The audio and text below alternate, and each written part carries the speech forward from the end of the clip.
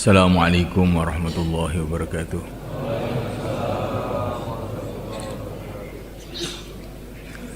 Innal hamdalillah nasta'inuhu wa nastaghfiruhu wa nu'minu bihi wa natawakkalu alayhi wa na'udzu bihi min shururi anfusina min sayyiati a'malina man yahdihillahu fala mudilla lahu wa man yudlil fala hadiya lahu. Asyhadu an la ilaha illallah wahdahu la syarika lah wa asyhadu anna sayyidana wa maulana wa habibana Muhammadan abduhu wa rasuluh. Allahumma salli wa sallim wa barik alaihi wa ala alihi wa ashabihi wa tabi'ina lahum ila yaumil qiyamah, amma ba'd. Faqad qala ta'ala fi kitabihil karim, innal ladhina qalu rabbuna Allah thumma istaqamu تتنزل عليهم الملائكة ألا تخافوا ولا تحزنوا وأبشروا بالجنة التي كنتم توعدون نحن أولياؤكم في الحياة الدنيا وفي الآخرة ولكم فيها ما تشتهي أنفسكم ولكم فيها ما تدعون نزلا من غفور رحيم. ومن أحسن قولا ممن دعا إلى الله وعمل صالحا وقال إنني من المسلمين. Hadirin dimuliakan Allah SWT, setiap kita salat kita diperintah oleh Allah melalui yang mulia Nabi Agung Muhammad SAW supaya kita ini berdoa, ihdinas siratal mustaqim siratal ladzina an'amta 'alaihim. Ya Allah, tunjukilah kami jalan yang lurus, jalannya orang-orang yang telah Engkau beri nikmat. Bangsa mana saja, keadaannya bagaimana saja, laki-laki, perempuan, tua, muda, kaya, miskin, semua waktu sholat berdoa kepada Allah agar Allah memimpin kita, menuntun kita, sehingga kehidupan kita ini mengikuti jalan kehidupan orang-orang yang dikasih nikmat oleh Allah. Siapakah mereka? Telah disebutkan dalam ayat yang lain. Maksudnya adalah minan nabiyyin was-siddiqin wasyuhada was-salihin. Orang-orang yang dikasih nikmat oleh Allah, yang kita diperintah oleh Allah untuk berdoa, bercita-cita supaya hidup mengikuti jalan mereka, itu adalah para nabi pertama ini. Kita semua ini harus bercita-cita bagaimana hidup kita mengikuti kehidupan para nabi. Baik kita ini kaya, miskin, ustadz, santri, petani, insinyur, siapa saja. Mohon kepada Allah supaya kehidupan kita ini mengikuti jejak kehidupan para nabi. Siapa yang ikut jejak kehidupan mereka, mengikuti kehidupan mereka, selamat, dapat ridha Allah. Yang tidak, dia akan celaka, mendapatkan murka Allah. Jadi kita di dunia ini bukan bebas sak maunya kita. Saya mau hidup model begini, saya mau hidup model begitu. Tidak bisa. Kamu ini hamba Allah, kamu ini ciptaan Allah, tinggal di bumi Allah, di bawah langit Allah, dalam waktu-waktu yang telah ditentukan oleh Allah. Sudah waktunya kamu akan dipanggil oleh Allah. Kalau kamu tidak mengikuti arahan Allah, kamu akan celaka. Anak-anak kecil di TK itu ditanya oleh gurunya, apa cita-cita kamu?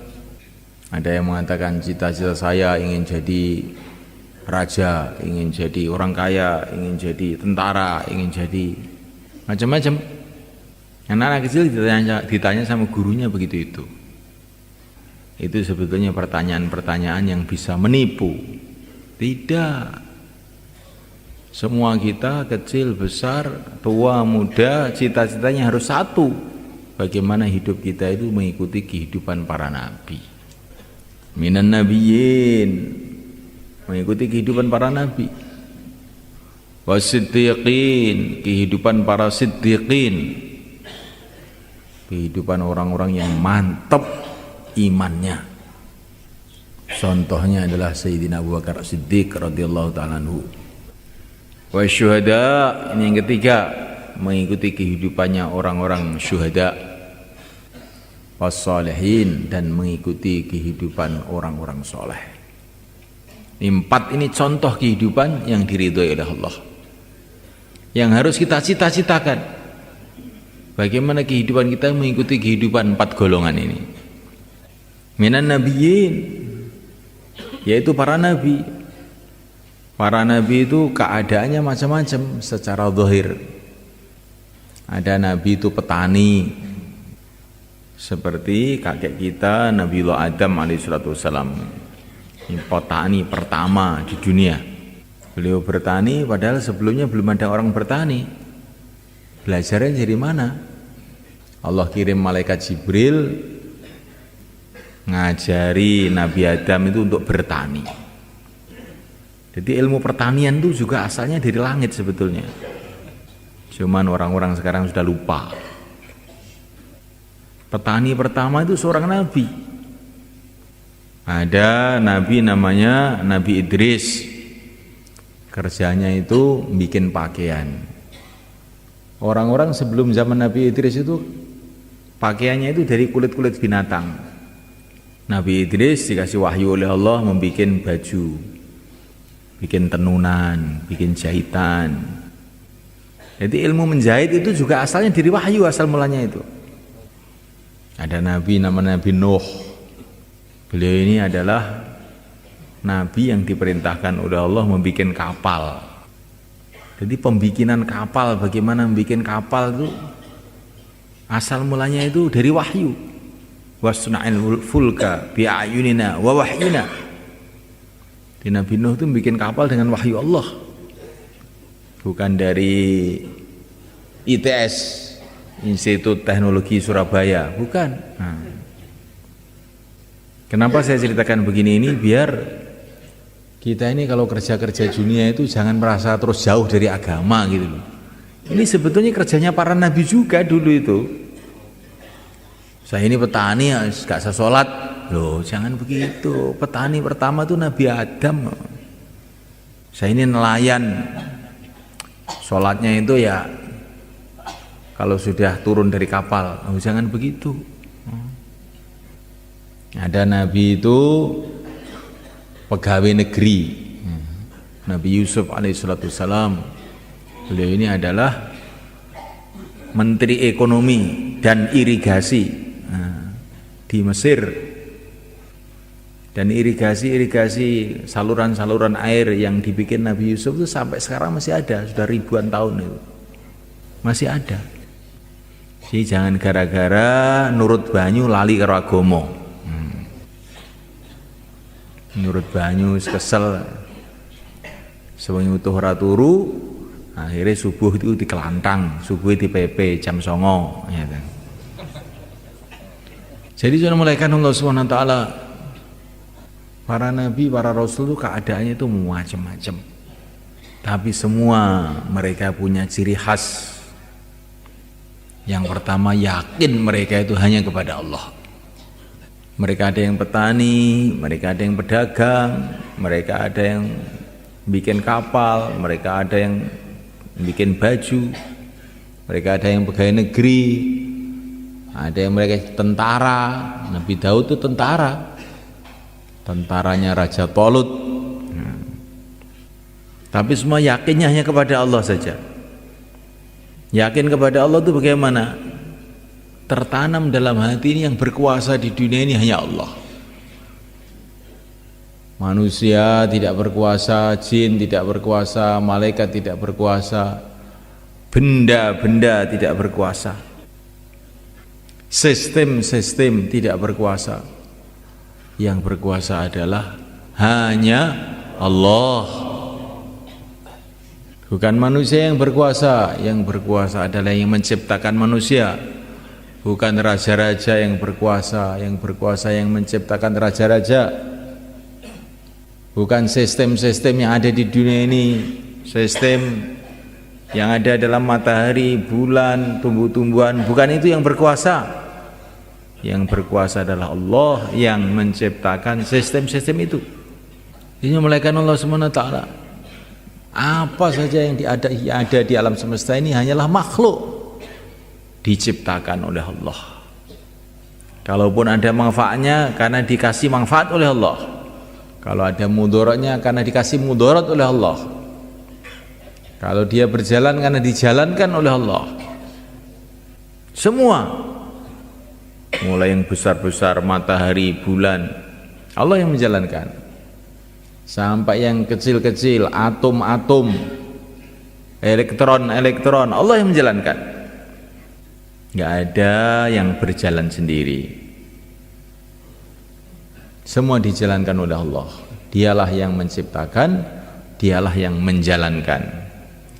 Dan kalau Allah SWT menjalankan apapun, tidak perlu dengan siapapun dan tidak perlu dengan apapun. Allah menjalankan matahari, tidak perlu bantuan siapa-siapa, tidak perlu apa-apa, tidak perlu ada lapangan terbangnya, tidak perlu ada mesinnya, tidak perlu ada pilotnya, nggak ada. Kalau menghendaki matahari jalan, ya jalan, sejuta tahun ya jalan terus. Kalau Allah menghendaki mau membuat manis, tidak perlu gula. Dari tanah yang pahit keluar mangga yang manis, nggak usah kasih gula. Semua dari tanah, mangga dari tanah, manggis dari tanah, kelapa dari tanah, rasanya macam-macam, bahannya satu, tanah. Jadi kalau Allah itu menghendaki bahan satu bisa macam-macam. Dari tanah keluar pohon-pohon, dari tanah keluar buah-buahan, dari tanah keluar manusia ini juga. Manusia yang dari tanah, manusia dari bayi, bayi dari tetesan air mani dari makanan, makanan dari tanah. Kucing juga dari tanah, tikus juga dari tanah, manusia juga dari tanah. Bahannya sama, jadi berbeda-beda menurut kehendak Allah. Terserah Allah. Dari tanah keluar pohon-pohonan yang untuk jamu. Dari tanah keluar pohon-pohonan yang beracun. Dari tanah keluar pohon-pohonan yang untuk makanan pokok. Dari tanah keluar pohon-pohonan yang untuk bumbu. Dari tanah keluar macam-macam yang kita lihat, berjuta-juta macam. Nggak ada yang bisa ngitung selain Allah. Ya Allah itu kalau mau bikin baik itu mudah saja bagi Allah. Kalau membuat buruk juga mudah saja bagi Allah. Allahumma la sahla illa ma ja'altahu sahla wa innaka ja'alta haznan sahla idza syi'ta. Ini termasuk doa yang diajarkan kepada kita. Ya Allah, tidak ada yang mudah kecuali yang Engkau bikin mudah. Bila Engkau kehendaki, yang sulit pun jadi mudah. Ya Allah, mudahkanlah urusan-urusanku. Kalau Allah mudahkan, yang sulit jadi mudah.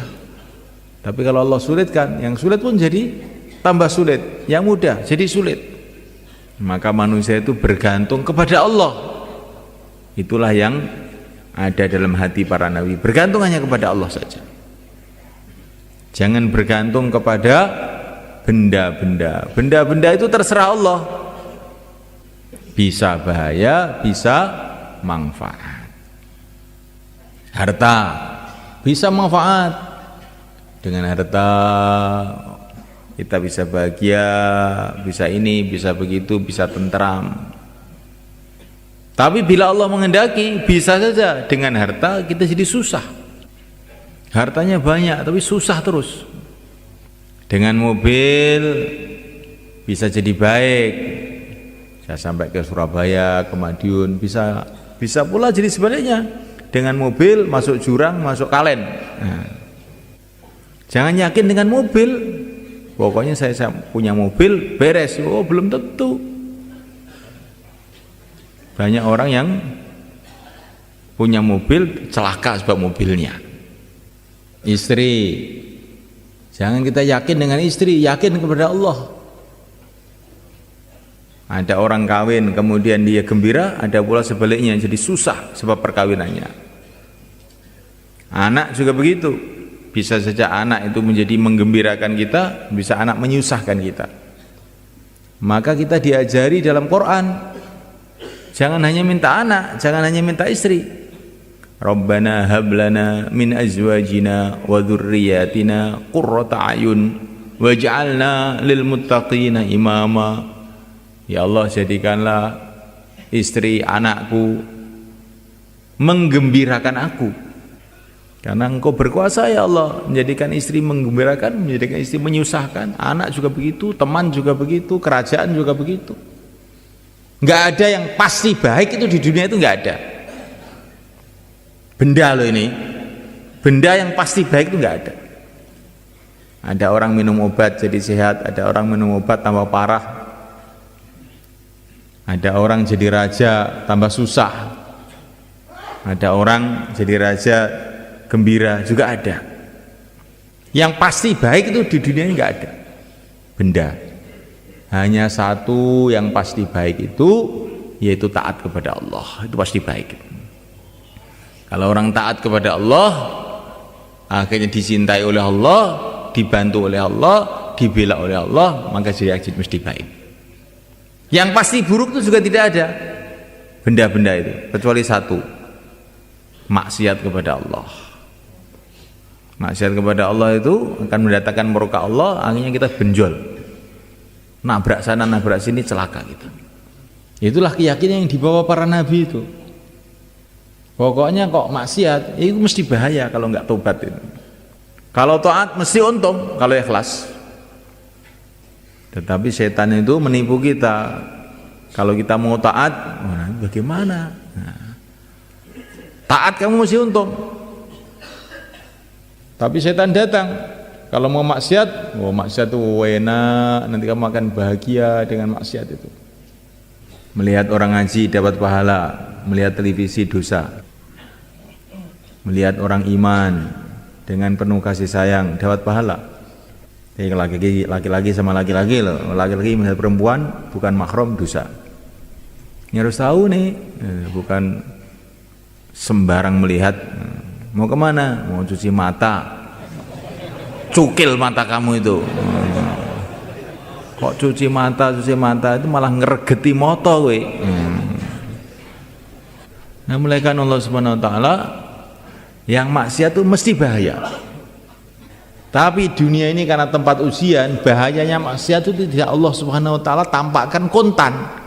Kadang-kadang juga kontan. Kadang-kadang setelah setahun, setelah 2 tahun, setelah 3 tahun baru Allah tampakkan bahayanya. Begitu juga orang taat di dunia ini kadang-kadang oleh Allah nggak ditampakkan hasilnya kontan. Tapi setelah sekian lama nanti Allah tampakkan hasilnya. Maka semulaikan Allah SWT, jangan bergantung dengan benda-benda. Benda-benda itu bukan mesti baik. Kenapa kita ini rakus ingin mendapatkan uang? Karena perasaan kita dengan uang itu mesti baik. Belum tentu. Ada orang bawa uang ke Madiun, 1 koper, sampai di Madiun bisa beli ini, selamat pulang. Ada juga ke Madiun bawa uang, sampai di sana dicopet orang, akhirnya dia menyesal susah. Ada juga yang datang ke Madiun bawa tas isinya uang, dilihat perampok, iya buki setengah mati, diambil uangnya. Ini gara-gara uang juga, gara-gara uang digebukin orang, gara-gara uang bisa enak. Jadi jangan yakin sama uang. Maka ada seorang mau pergi ke pasar, mau beli kuda. Zaman dulu ini ditanya oleh seorang ulama, mau kemana kamu? Mau ke pasar. Untuk apa? Beli kuda. Maka ulama tadi nasihati, kamu jangan begitu, insya Allah saya akan beli kuda. Begitu. Kalau Allah menghendaki nanti ya beli kuda. Kalau Allah tidak menghendaki, ya tidak bisa. Oh, kenapa begitu Pak Kiai? Uang sudah jelas di saku ini, kuda sudah jelas di pasar. Kok insya Allah itu loh. Maka akhirnya dia pergi ke pasar. Ternyata uangnya hilang, nggak bisa beli kuda. Terus pulang ketemu Pak Kiai lagi. Loh, mana kudanya? Insya Allah hilang. Oh hilang kok insya Allah gimana? Nah, katanya nanti disuruh insya Allah. Saya tidak mau insya Allah, uang saya hilang. Akhirnya insya Allah hilang. Jadi saya mulaikan nonton. Orang yang yakin kepada benda-benda itu akhirnya kayak begitu itu. Pelajar, ini tahun ajaran baru, pikirannya kalau saya dapat ijazah, sudah pasti hidup saya itu sukses. Oh belum tentu. Yang mensukseskan kamu itu Allah. Maka jangan gara-gara sekolah kemudian nggak sholat. Banyak sarjana ekonomi malah melarat, tambah hari tambah banyak. Bukan banyak uangnya, banyak hutangnya. Yang tidak punya ijazah, tamatan SD, jualan bakso malah laku. Yang sarjana ekonomi jualan bakso malah tidak laku.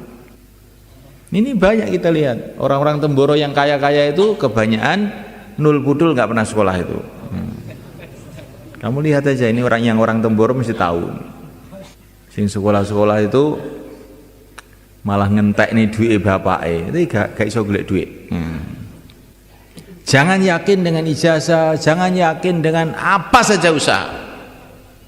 Yakinlah kepada Allah. Orang Jepang katanya pinter bikin reaktor nuklir beberapa tahun yang lalu. Tahu-tahu reaktor nuklirnya meledos, kena tsunami. Bingung semua. Nah, sekarang teknologi kamu justru menyusahkan kamu, bukan menggembirakan kamu, menyusahkan kamu. Negara-negara yang punya senjata-senjata canggih-canggih, punya bom atom, kata Maulana Umar, nanti satu saat mereka akan menyesal karena bom atom itu akan meletus di rumahnya sendiri. Maka orang-orang yang nggak punya bom atom, alhamdulillah kok saya tidak punya bom atom. Punyanya kacang atom aja. Betul malah kan. Jadi benda itu nggak ada yang jaminan mesti menimbulkan kebaikan, nggak ada benda itu. Tapi manusia tidak berpikir. Manusia tidak berpikir bahwa teknologi mesti mendatangkan kebaikan, harta mesti mendatangkan kesuksesan. Ini pikiran yang keliru.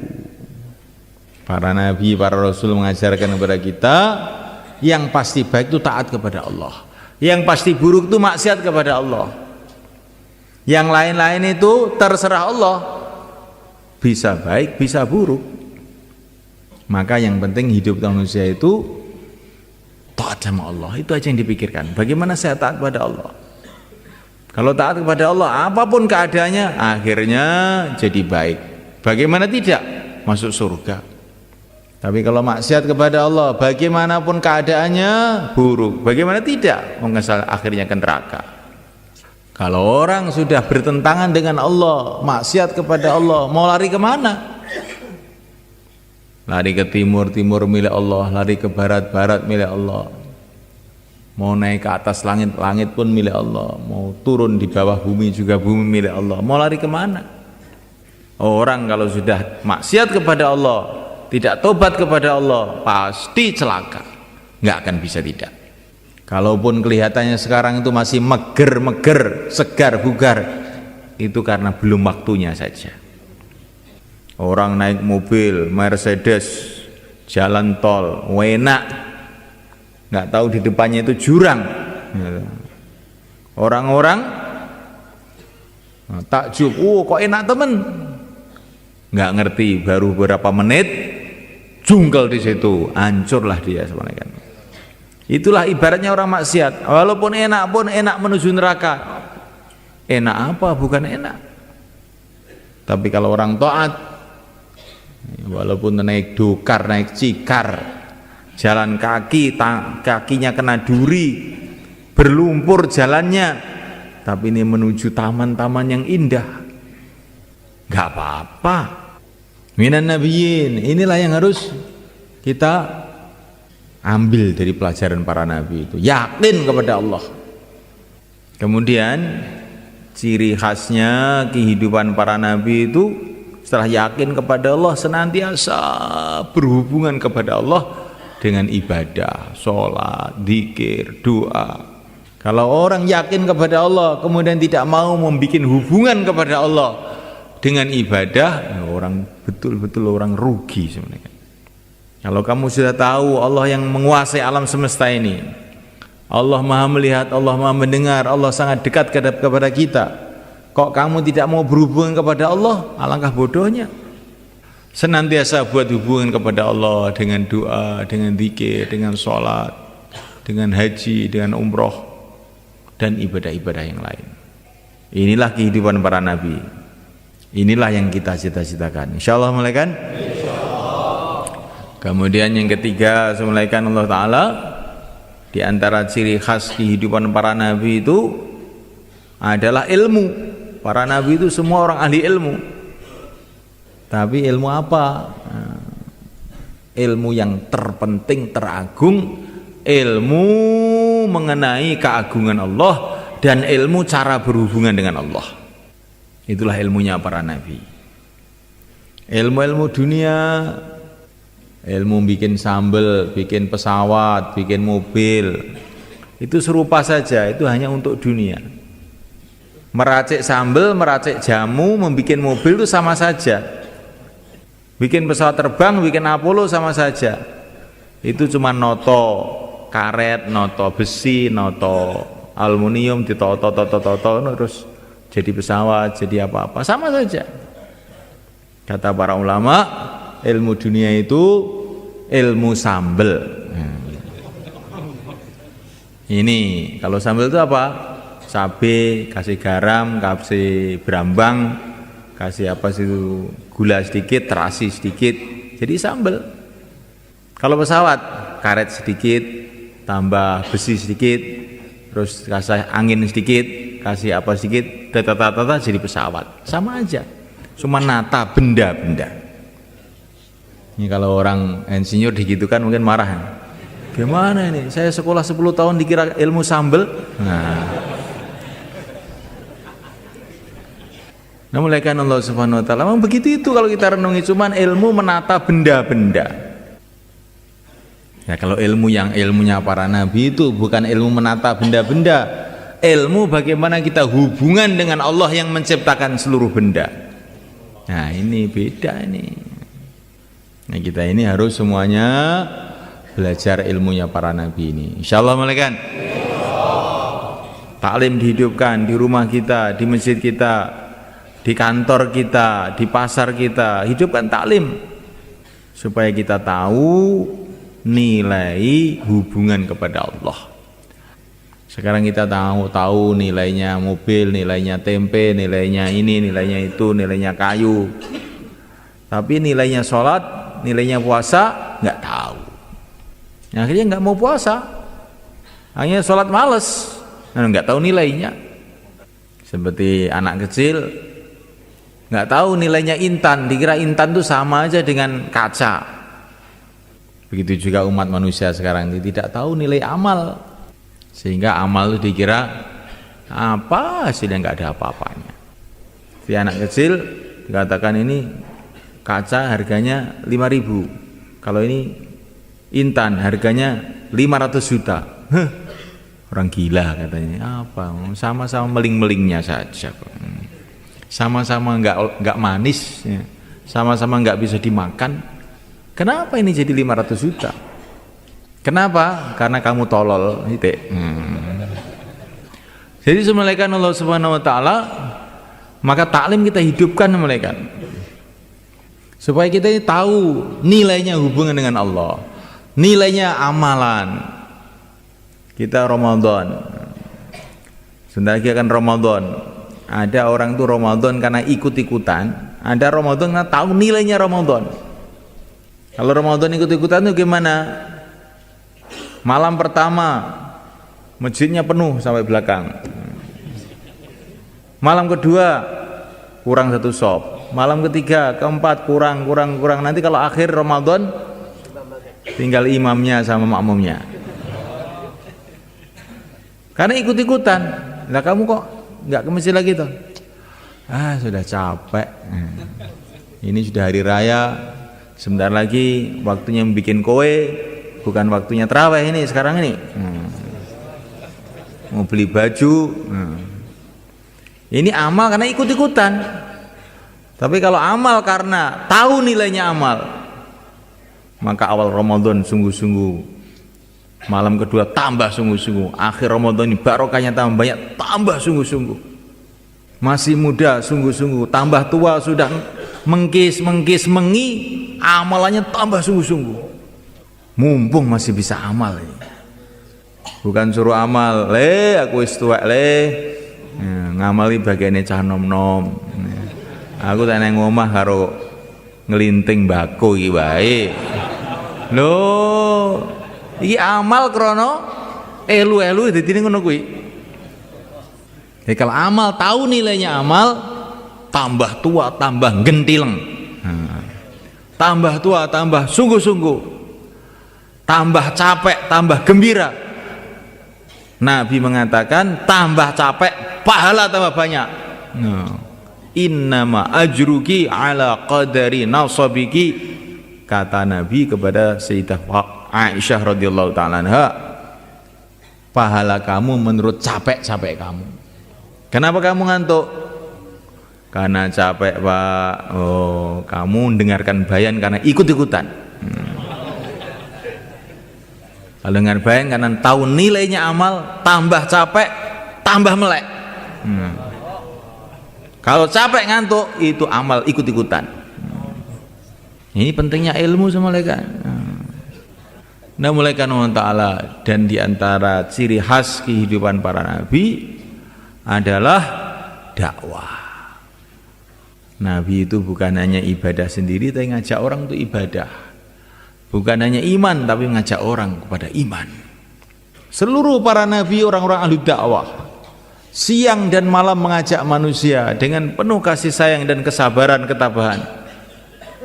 Inni da'utu qaumi laila wa nahara, siang malam tidak peduli. Kita pun harus bercita-cita seperti itu. Insyaallah mulai kan? Di mana hari kita tidak ajak-ajak orang, kita harus istighfar. Ini hari ini saya menyeleweng dari jalannya para nabi. Jadi dakwah ini bukan istilahnya itu acaranya orang Temboro, acaranya orang Pakistan, acaranya orang Jakarta, bukan. Ini dakwah itu amalannya para nabi. Semua kita harus usaha dengan sungguh-sungguh supaya kehidupan kita itu kehidupan dakwah. Insyaallah kan? Dakwah itu bukan ceramah. Dakwah itu ngajak kepada Allah, ngajak supaya orang itu ingat pada Allah, taat kepada Allah, itulah namanya dakwah. Ketemu teman kita yang lagi sibuk dalam urusan-urusan, Pak, dunia ini tidak lama, sebentar lagi akan kita tinggalkan semua. Kesuksesan kita, kemuliaan kita bukan kalau kita mendapatkan dunia. Dunia semua akan kita tinggalkan. Kesuksesan kita kalau kita ini bisa menggunakan dunia kita ini untuk taat kepada Allah. Bagaimana caranya? Caranya kamu keluar 4 bulan untuk latihan menggunakan dunia untuk taat pada Allah. Bagaimana Pak? Insyaallah.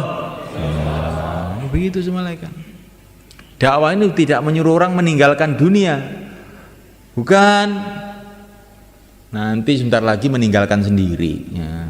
Meninggal dunia semua.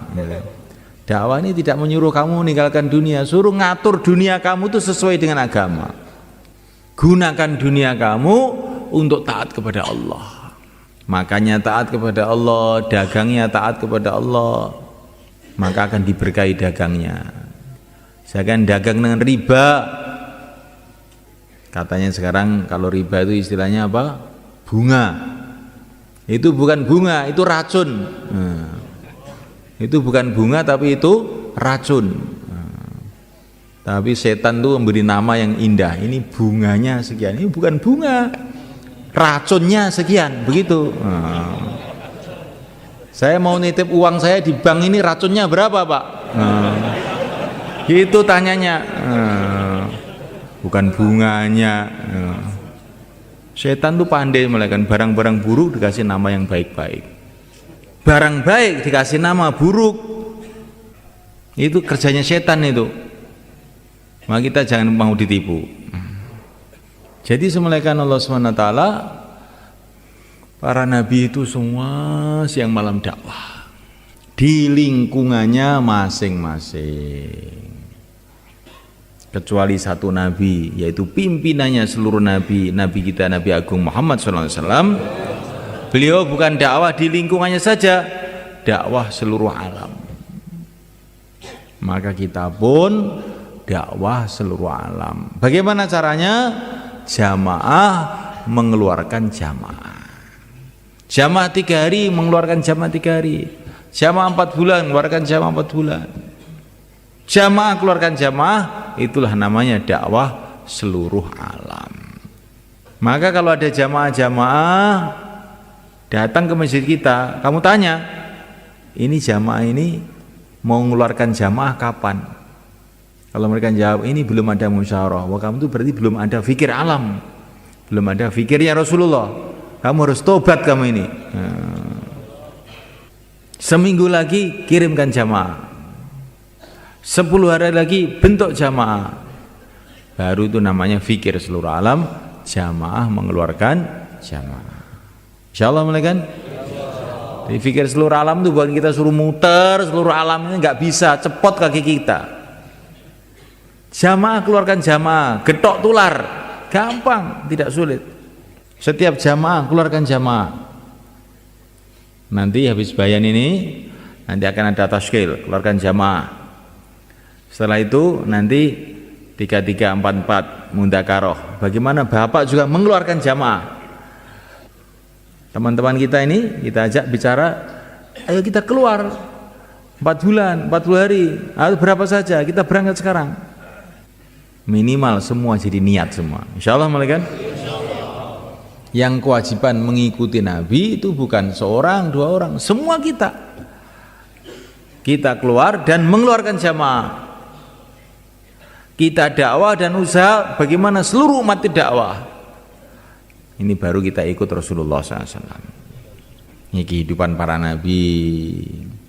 Minan nabiyyin wasiddiqin. Kemudian yang kedua, kehidupan para siddiqin. Salah satu siddiqin itu yaitu Sayyidina Abu Bakar As-Siddiq. Ciri khasnya kehidupan siddiqin itu adalah tanggung jawab. Nah, agama. Sayyidina Abu Bakar itu bukan nabi, bukan rasul, tapi punya tanggung jawab meneruskan perjuangan yang mulia Nabi Agung Muhammad SAW. Ketika Rasulullah wafat, dipanggil oleh Allah, maka Abu Bakar bangkit dengan semboyan beliau, slogan beliau, syiar beliau, semangat beliau, ayung qasuddin wa ana hayy. Apakah agama akan dikurangi sedangkan saya masih hidup? Saya tidak terima kalau agama dikurangi sedangkan saya masih hidup. Beliau bukan nabi, bukan rasul, ini siddiq. Kalau kita ingin jadi orang siddiq, orang yang betul-betul mantap imannya, tirulah Sayyidina Abu Bakar ini. Jangan kita mengatakan saya ini bukan nabi, bukan rasul, bukan sahabat, bukan kiai, bukan ustadz. Untuk apa saya mikir agama? Jangan begitu. Gak boleh begitu itu. Saya bukan nabi, bukan rasul, bukan sahabat, bukan kiai, bukan santri, bukan apa-apa, tapi saya ingin mengikuti siddiqin, punya tanggung jawab agama. Insyaallah malaikat. Caranya bagaimana? Keluar 4 bulan, 40 hari. Insyaallah malaikat. Supaya ada tanggung jawab ini. Wasyuhada, orang-orang yang mati syahid. Orang yang mati syahid itu bagaimana? Orang yang mati membela agama Allah. Bukan hanya itu saja. Ya, orang yang dikatakan syahid itu diantaranya adalah orang-orang yang Semangatnya itu siap mati untuk agama. Walaupun matinya di kasur di rumahnya.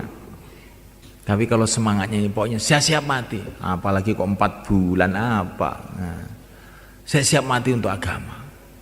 Mati untuk agama maknanya masuk surga. Kenapa? Takut. Nah, itu namanya itu syuhada. Ya. Bagi orang syuhada itu mati itu bukan menakutkan, malah mengembirakan. Lah kowe nek mati piye? Lho ya kuwi tak golek. Iya. Lah kowe kok gak mati? Nah. Para sahabat itu begitu semua kan. Semangat ingin mati dalam memperjuangkan agama itu Masya Allah. Mereka gembira. Bahkan mereka itu doa, ya Allah matikan saya dalam perjuangan. Matikan saya dalam perjuangan. Ini syuhada namanya. Wassalihin, orang-orang soleh. Yang keempat, kita ini harus bercita-cita jadi orang soleh. Orang soleh itu bagaimana?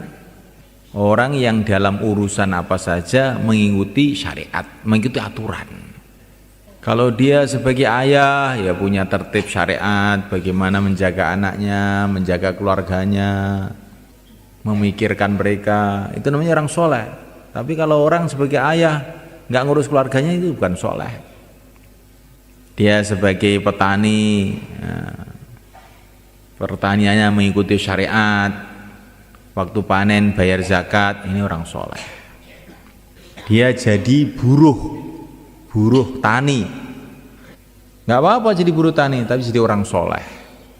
Bukan waktu macul terus duduk aja, setelah sore minta gaji 50.000. Kamu itu digaji untuk ngerokok apa untuk macul? Untuk macul. Lah kamu kok ngerokok? Berarti gaji kamu itu haram itu. Kamu itu nipu. Kalau ngepiok ya, maka padinya yang bagus-bagus untuk saya. Yang jelek-jelek, gabuk-gabuk berikan kepada pemilik sawah. Ini namanya tidak soleh. Pokoknya apa saja yang tidak pakai aturan syariat itu namanya nggak soleh.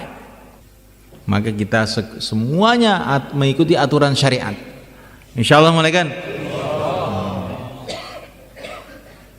Apa saja tanya kepada para ulama, ini aturan syariatnya bagaimana? Kalau tidak, kita ini perasaannya berbuat kebaikan padahal berbuat keburukan. Pergi haji ke Mekah sudah ditulisi di anunya itu, tiketnya ditulisi ini hanya boleh bawa barang 20 kilo, ini bawa pulang 50 kilo. Makanya sama pegawainya pesawat tuh nggak boleh, jangan banyak-banyak, ini 20 kilo saja. Nggak apa-apa, udah kamu saya kasih uang 100.000, diam aja ya. Nah, haji mabrur itu, haji mabur we. Gimana ini semua kan? Maka kata para ulama, kalau kamu naik onta haji tetapi bekalnya haram, makanannya haram, yang haji ontanya bukan orangnya. Yang haji ontanya bukan orangnya. Karena kalau onta itu makan haram itu nggak apa-apa, bukan manusia itu nggak ada haramnya. Yang haji onta kamu, sedangkan yang naik onta tidak haji. Jadi semulaikan Allah SWT, ini 4 golongan inilah yang kita minta dalam sholat supaya kita ikut mereka. Para nabiyin, para siddiqin, para syuhada, para solehin. Insyaallah semulaikan. Kalau kita mengikuti jalan mereka, maka Allah ridha kepada kita. Kalau kita diridhoi oleh Allah, kemana saja akhirnya beruntung mereka. Hidup kita di dunia akan berkah, hidup kita di akhirat di surga Allah. Jangan kita kira bahwa mengamalkan agama ini hasilnya di akhirat saja, tidak.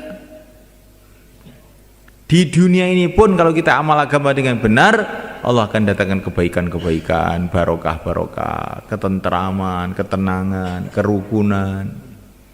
Belum dikubur akan lebih nikmat lagi. Di padang mahsyar lebih senang lagi. Di surga, di sanalah tempat yang sempurna, di mana kita akan menghadap kepada Allah Allah ridho kepada kita ridho kepada Allah. Insyaallah mulai kan? Mau kemana kita ini? Mau kemana? Siapa yang cuma satu, mau ke akhirat semuanya kan. Itulah program Allah untuk kita. Semua kita mau ke akhirat. Apa persiapan kita? Semua kita akan menghadap pada Allah. Apa persiapan kita? Semua kita akan mati. Apa persiapan kita? Urusan kehidupan kita siapkan semua. Ini mau mantu, ini mau nyunat nih, mau bangun rumah, mau ini, mau semua kita siapkan. Ini perkara yang pasti kita kerjakan. Kematian tidak pernah kita siapkan. Urusan akhirat tidak pernah kita siapkan. Kalaupun kita siapkan, ala kadarnya. Kalau urusan dunia, kita sungguh-sungguh. Tapi kalau urusan akhirat, ya aku sokeh ngamal kowe. Kok angel-angel. Iki ora angel-angelan iki, gampang iki. Maka semulai kan kita ini perlu kita renungi diri kita ini kok kayak begini ini gimana ini? Urusan dengan manusia kita pentingkan, kalau giliran urusan dengan Allah, ya kapan-kapan saja. Urusan akhiratnya kekal abadi kita cuekkan. Nah, tapi urusan dunia yang cuma 60 tahun, 70 tahun kita habis-habisan. Ini adalah satu kerugian besar. Mangke saweg salat Isya sareng-sareng terus taklim akhir gitu. Mantan akhir apa? Iktikaf. Mangke tengah dalu tangi ndonga nangis teng Gusti Allah. Ya Allah, kula niki mboten saged napa-napa ya Allah, menawi mboten jenengan tulung, kula jenengan tulung saya nderek Kanjeng Nabi zahir batin dunya akhirat. Mboten tangise. Jenengan tulung anak kula, putu kula, kanca-kanca kula, umat iki sedaya nderek Kanjeng Nabi zahir batin dunya akhirat. Insyaallah Bang nggih. Niki malam Jumat, ini malam etikaf, malam donga, malam nangis. Ampun ngantos mboten etikaf, rugi niku nih. Niki etikaf ini termasuk amalan sing sakniki umat Islam niku pun mboten patek kenal kalih etikaf niki. Nek kita gesangaken niki ganjarane akeh. So kita etikaf ngangge adab tidur sedaya. Insyaallah